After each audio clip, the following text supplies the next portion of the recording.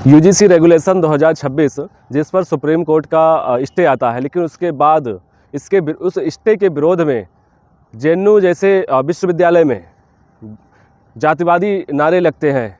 वहाँ पे ब्राह्मणों को, समान वर्ग को, क्षत्रियों को गाली दी जाती है। बताया जाता है कि तिलक तराजू और तलवार इनको मारो जूते चार। इस तरह से वहाँ पे गालियाँ दी जाती हैं, लेकिन उसके बावजूद भी समान वर्ग को शोषक बताया जाता है। ये जो घृणित मानसिकता है जिसका ये लोग परिचय दे रहे हैं, ये क्या समाज को बांटने का कार्य नहीं कर रहे हैं? कौन भेदभाव कर रहा है अभी? और आप देखिए, जेएनयू में ही ब्राह्मण मुर्दाबाद, मनुवाद मुर्दाबाद, भारत तेरे टुकड़े होंगे कि जैसे जो है नारे लगते हैं।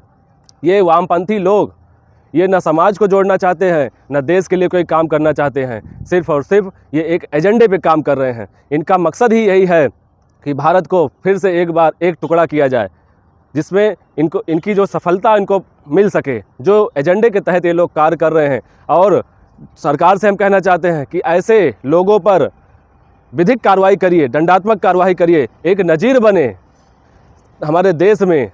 ये लोग जो बताते हैं कि फलाने ने, समान वर्ग ने हमारा शोषण किया है, हम पूछना चाहते हैं कि आपके पास क्या प्रूफ है, क्या डॉक्यूमेंट्स हैं, क्या सर्टिफिकेट्स हैं उस शोषण का? बताइए हमें वो प्रूफ दीजिए।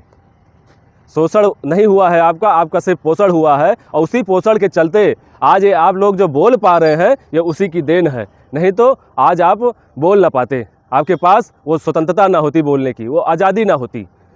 आपको पता होना चाहिए कि देश की आज़ादी के लिए सबसे ज़्यादा यदि किसी ने अपनी बलिदानियाँ दी हैं तो समान वर्ग है, और आज उसी को हाशिए पे रखा गया है, उसी को उपेक्षित किया जा रहा है। उसके साथ भेदभाव किया जा रहा है, संवैधानिक भेदभाव किया जा रहा है, राजनीतिक भेदभाव किया जा रहा है, हर स्तर पर उसका भेदभाव हो रहा है। लेकिन सबसे ज़्यादा गालियाँ भी आज समान वर्ग को दी जा रही हैं। चाहे जितनी भी सरकारें हों, जो देश में पार्टियां हैं, वो निरंतर सिर्फ और सिर्फ समान वर्ग का दोहन की हैं, और दोहन का कारण स्वयं समान वर्ग है, जिसका आज वोट बैंक नहीं है। उसी के चलते ये लोग उसका फ़ायदा लेकर वोट बैंक को साधने की कोशिश कर रहे हैं। अभी यूजीसी के द्वारा जो ये रेगुलेशन लाया गया है, इसका क्या ज़रूरत थी, क्या आवश्यकता थी, किसने इसकी डिमांड की थी? लेकिन आज सरकार अपने वोट बैंक को साध रही है। ये भूल गई है कि समाज, समान वर्ग उसका कोर वोटर है, और उसी कोर वोटर के साथ के खिलाफ इन लोगों ने एक षड्यंत्र रचा है। उसमें ये बता रहे हैं कि हमने समानता लाने के लिए जो है ये डिसीजन लिया है। समानता ऐसे नहीं आएगी। आप जातियों में बांट रहे हैं, तमाम नियम कानून नीतियाँ लाकर हमारे समाज को विखंडित करने का कार्य कर रहे हैं, और बता रहे हैं कि समानता आएगी। कौन सी समानता आएगी? आपको जब समानता लाना है तो समान व्यवस्थाएं दीजिए, समान संसाधन दीजिए, वो चीज़ें मुहैया कराइए, सबको समान अवसर दीजिए।